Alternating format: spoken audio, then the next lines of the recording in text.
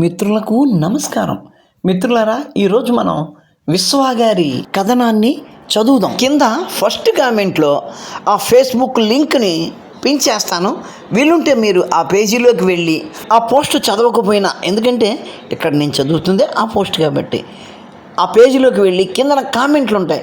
అక్కడ ఎవరెవరికి ఎటువంటి సమాధానాలు ఇవ్వాలో చూసి సరైన సమాధానాలను ఇవ్వండి వీలుంటే. ఇక పోస్టులోకి వెడదాం. అది ఉత్తరాఖండ్లోని హరిద్వార్. ఆమె పేరు షాహిన్, ఆమె భర్త పేరు మహమ్మద్ డానిష్. ఆమె తన భర్త కుటుంబ సభ్యులైన మహమ్మద్ అర్షద్, పర్వేజ్, జావేద్, గుల్షానాలపై కేసు పెట్టింది. కారణం హలాలా.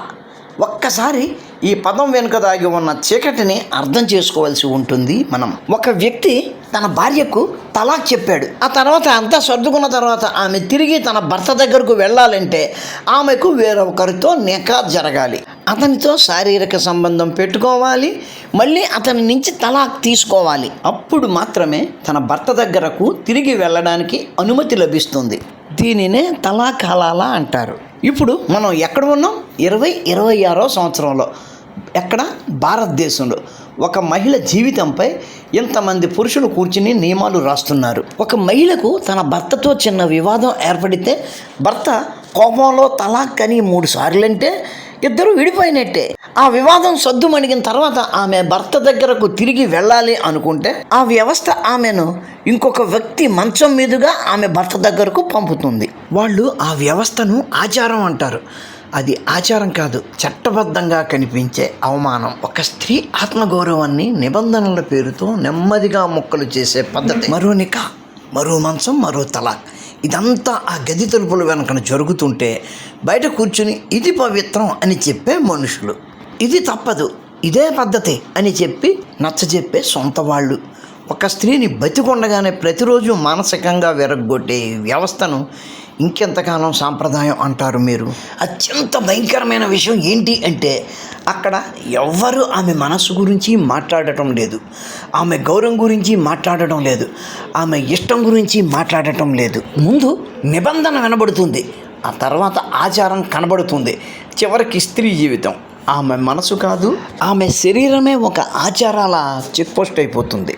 ఒక మహిళను ఏ నియమం ప్రకారం ఎవరి మంచం మీదుగా పంపాలో అన్న విషయం మీదే చర్చ సాగుతుంది. ఒక సంతకం కోసం ఒక మహిళ జీవితాన్ని ఒక వస్తువులో మార్చి చుట్టూ ఉన్న వ్యవస్థ కళ్ళు మూసుకొని కూర్చుంటుంది.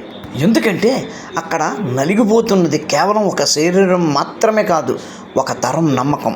ఆ నియమాలు రాసిన పెద్ద మనుషులు రేపు మీ కూతురికో మీ చెల్లుకో ఇదే పరిస్థితి వస్తే వెళ్ళు, ఇంకొకటి మంచం మీదుగా తిరిగి రా అని తలుపు తీసి పంపిస్తావా? సమాధానం చెప్పే ధైర్యం ఉందా? బయట ఒకడు దారుణం చేస్తే వాడిని నేరస్తుడు అంటారు, కానీ ఇక్కడ సమాజం చూస్తూ ఉండగా నిబంధనలు రాసుకుంటూ ఒక మహిళ జీవితాన్ని మరో మంచం మీదుగా నడిపించే వ్యవస్థను ఇంకా ఆచారం అంటున్నారు. ఒక మనిషిని మానసికంగా చంపడానికి ఎప్పుడూ కత్తులు అవసరం లేదు. కొన్నిసార్లు సాంప్రదాయం అనే ఒక్క మాట చాలు. అలాంటి ఇళ్లలో పెరిగే ఆడపిల్లలు రేపు బంధం అంటే ఏమనుకుంటారు? గౌరవమా, లేక నిబంధనల పేరుతో జరిగే ఒక భయమా?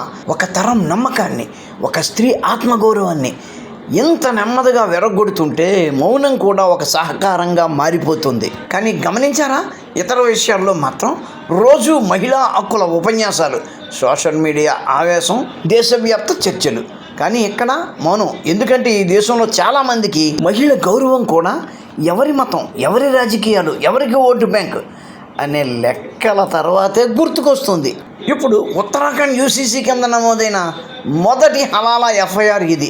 ఈ కేసు కేవలం ఎఫ్ఐఆర్ కాదు, ఒక మహిళ తన జీవితంపై తనకి హక్కు ఉందని ఈ సమాజానికి గుర్తు చేస్తున్న అరుపు.